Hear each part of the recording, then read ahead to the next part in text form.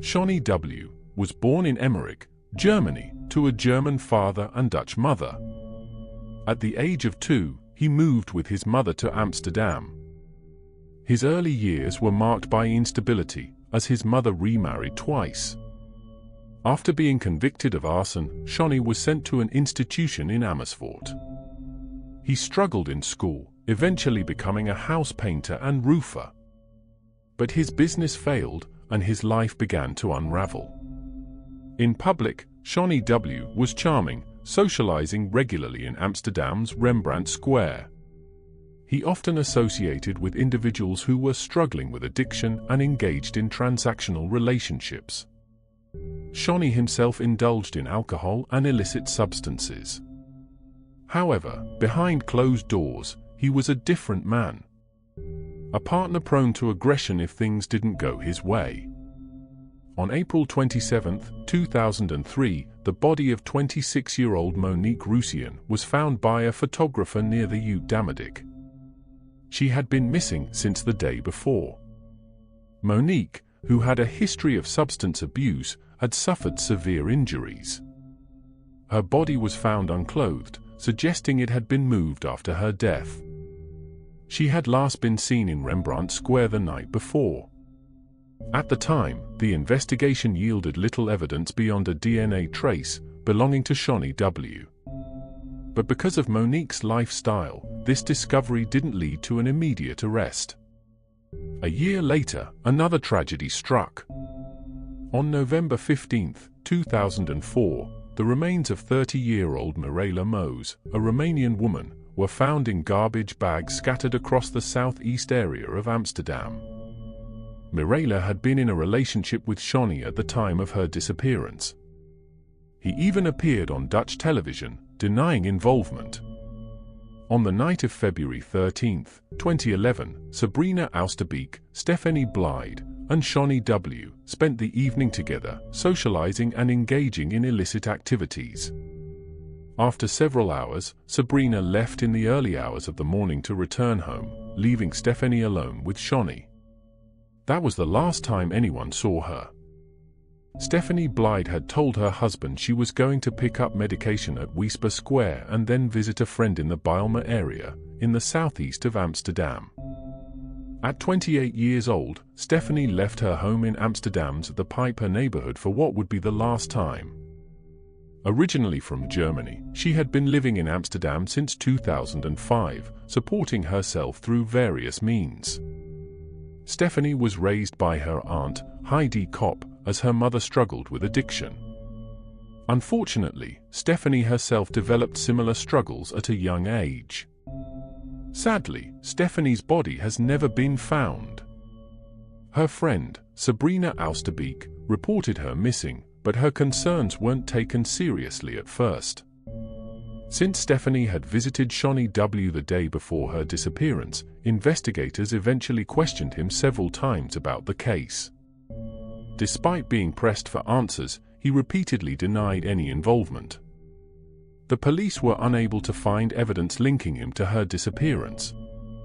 The most recent and final known victim was 30-year-old Sabrina Oosterbeek, who disappeared in March 2017. She was last seen leaving her apartment building late at night. CCTV footage captured her heading toward a meeting, but she never returned. The police released footage of her distinctive bicycle as she left her apartment. Shortly thereafter, a witness came forward to the police. He recognized the bicycle because he had stolen it when it was left unlocked. He directed the police to where he had taken the bicycle so that investigators could review the CCTV footage from the location. Once again, it was Sjonny W. who, this time literally, appeared in the footage, seen placing the bicycle there. Sabrina had been in contact with Sjonny that night and had even visited him.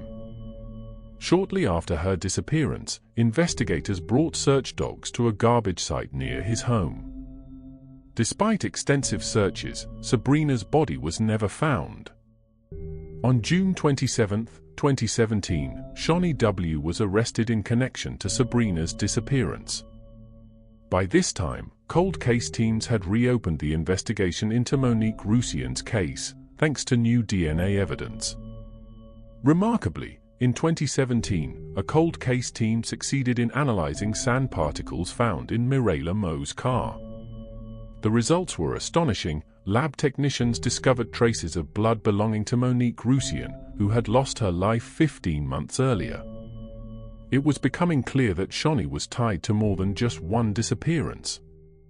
Alongside Mirela Mos and Sabrina Oosterbeek, DNA evidence linked Sjonny to Monique Roussien's case as well. In 2018, Sjonny W stood trial. Psychological assessments revealed that Sjonny struggled with an antisocial personality disorder, alongside substance abuse issues. He was sentenced to 14 years in prison and mandatory psychiatric treatment for the murder of Mirela Mos.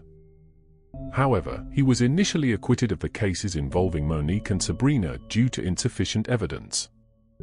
This verdict devastated the victims' families, who believed Sjonny was responsible for all three deaths. The new evidence found in 2017 was used during an appeal, once again linking Monique's death to Sjonny W. The DNA from her body matched samples from the materials used to dispose of Mirela Mos. As a result, in 2021 the court found him guilty of Monique's murder as well as Sabrina's disappearance. Sjonny W was sentenced to 19 years and 11 months in prison, along with continued psychiatric treatment. Due to legal restrictions, the court could only impose a maximum sentence of 20 years. Despite his appeals, the conviction was upheld, though he received a minor sentence reduction due to delays in the court proceedings. To this day, the bodies of Sabrina Oosterbeek and Stephanie Blyde, both connected to Sjonny, have never been found. Although Sjonny W is now behind bars, the full extent of his crimes may never be known. Will more victims be linked to his violent spree? If you want to stay updated on this case and others like it, be sure to subscribe and hit the notification bell. Don't miss out on future updates as we uncover more chilling details and explore unanswered questions surrounding these tragic disappearances. Let us know your thoughts in the comments below. What do you think really happened to Sabrina and Stephanie?